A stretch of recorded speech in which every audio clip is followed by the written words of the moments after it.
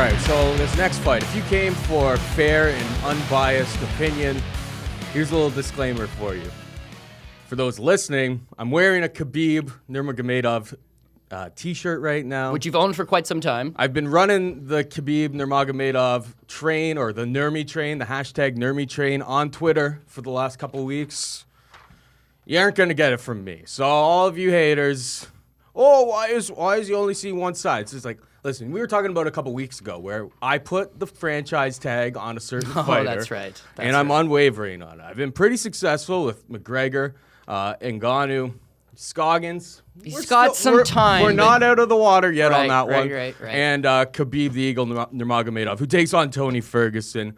Khabib is a minus 175 favorite. Comeback on Ferguson, plus 145. I'm going to let you take this away first.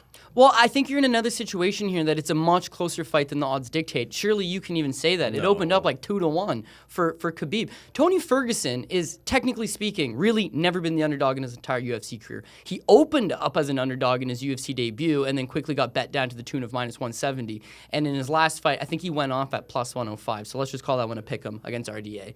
Tony Ferguson is on one hell of a run. Listen, we love Khabib, sure, but Tony Ferguson and Khabib have both made us quite a few pennies over the last number of years, really. I know you've been on him for a long time, but you got to be able to see the other side of the argument. And listen, because I'm going to now take a bunch of hate. I'm completely blind to it. I got to play devil's advocate to this so we can have a proper debate on it. However, I do have Khabib as well. At the end of the day, and I think that the takedowns are going to really materialize. This line but is I have to play devil's advocate so we can get an argument. This line is moving in our favor right now, too. It was minus 210. Now it's moved down to minus 175. All of you guys out people there. Want Tony Ferguson. Why not? You guys keep betting Tony Ferguson down. Give me some Khabib under minus 150. I'll get all up in that piece. Okay, first and foremost, let's talk about the fact that Tony Ferguson's got awesome takedown defense in the sense that he does have a wrestling background. He does have that front headlock. He does have the snap down city, the Darce choke, obviously. Is that going to pose any threats for him? Playing a grappling game against Khabib is a losing solution. The only thing Tony really could do here is stay on the outside, pick him apart on the feet. Hey, I'm a big Khabib fan. I'm the biggest Khabib fan that there is. But I understand that is the one thing that he is lacking in his game. He's not a completely well-versed on the feet. But it hasn't mattered. Everyone knows what he's going to do, and eventually he just pushes through. Whether it's super aggressive or not, he pushes through, he gets you up against the cage, and once you're up there, you're in his world. Or once he gets you down, you're in his world. What if the takedown doesn't happen? So Michael Johnson, obviously you've been reading about that. Michael Johnson hurts him in the first round. Then he gets taken down. And 2 and 3, it's the same thing. Rinse and repeat. Punch. Rinse and repeat. If Michael Johnson stuffs those takedowns, does he make that a different fight altogether? He doesn't stop the takedowns, though. What if he does, but nobody does. Okay, how are we supposed to think somebody can? I didn't want to bring this up, but I'm going to have to bring this up. Okay. I've known Paul Shaughnessy since college, and we've been debating this since 2012, I believe was the year that we first started debating it. I've probably said this name to you more times than I've actually said the words Paul Shaughnessy. Gleison Tebow. Stuff the takedowns, Paul. I keep telling you that. I don't know how you think Khabib won that fight. Did you see Gleison Tebow in that? He stuffs the takedowns and therefore is far more effective than lying on the back like everybody else. The dude was a freaking volcano. Well, Tony Ferguson is a next level beast. Let's talk about the cardio now. This guy just fought 5 hard rounds, a mile into the air. It was impressive. So do you even know that Khabib can go 5 rounds? What's Khabib's knee like? Is it going to start hurting after a couple? His knee looked pretty good that last fight. The Horcher fight, I was a little bit worried coming off of it. He didn't look as fast. He didn't look as sharp. But that fight against Michael Johnson, like after round 1, he takes him down, he starts smashing him, and he goes over the corner, tells Dana, I'm gonna smash your boy. And Dana goes, well, maybe you should try to win this fight. And he even said, he's just like, nah, this fight is already over. I've got him.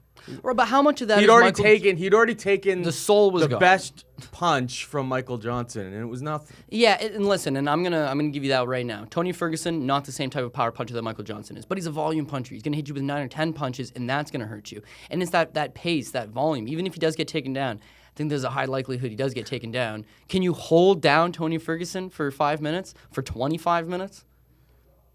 I think Khabib can. Yeah, okay, I'm not going to lie. So do I. That's why I'm thinking Khabib. You look at Tony Ferguson, he can get taken down. He's a great fighter, listen. Fantastic fighter. I want everyone to know. I'm a big Khabib fan. I think we haven't seen anybody like him in the UFC, and that's why I'm on his side, as always. The line is moving in my favor, so I'm actually waiting even a little bit more right now. But I just don't think Tony's going to be able to handle it.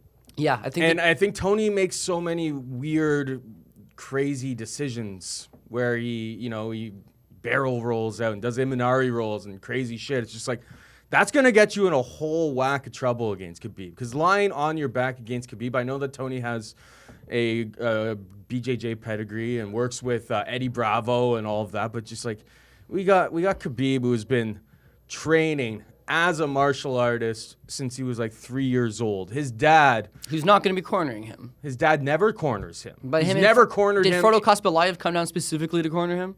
His dad has never cornered him in America. Never. But he's always with him. He doesn't corner him. But No, he's there. usually he doesn't. He wasn't there for New York.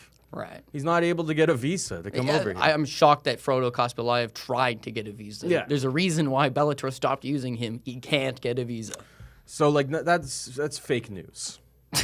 People posting that's fake news. They're just trying to rattle up your chains a It's bit. irrelevant. Okay. The reason why I got Khabib is the same thing. Is that Tony Ferguson's very reckless. And that Robin makes a good point in that range 4 is probably the best range to fight Khabib. Yes. Even you can accept that. Tony Ferguson doesn't fight in range 4 because he's always moving forward. He just closes the distance himself. You watch a number of his performances. What reach advantage? He doesn't fight with the reach advantage because he just closes the gap. That closing of the gap is going to allow Khabib to get his hands on him. Also, the guy spins a lot. He goes off on weird angles a lot. And he gives up many situations that you could just take the back and slam him on Which his he's head. able to Which get is away something with that- against other people. But Exactly, in because this fight, I don't Edson think he will. Barbosa takes him down, but against Edson Barbosa, it's like, I want to get back up, I'm going to get back up. And in fights against Josh Thompson and Abel Trujillo, they take him down too, but he wants to get back up, he gets back up. The last time he's been held down was Danny Castillo, and that's a split decision that he wins that a lot of people thought Castillo should have won. Mm-hmm. He's threatening with submissions off the back, but the main thing is that he's very complacent with the fact that, oh, I'm cool being on my back. That's a terrible spot to be within Khabib.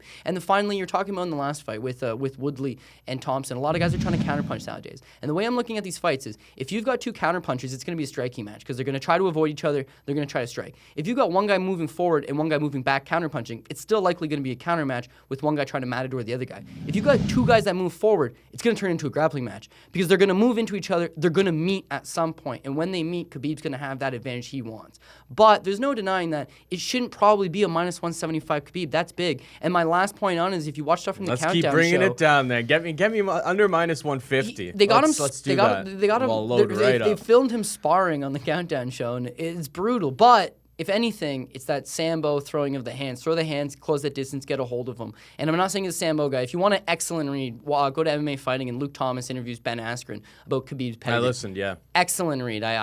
Or listen to it. Highly recommend it. Kind of gives you a good overview and a good insight into why this guy is the animal that he is and why he's so effective. But I don't like the line, but I am leaning with Khabib to get it done.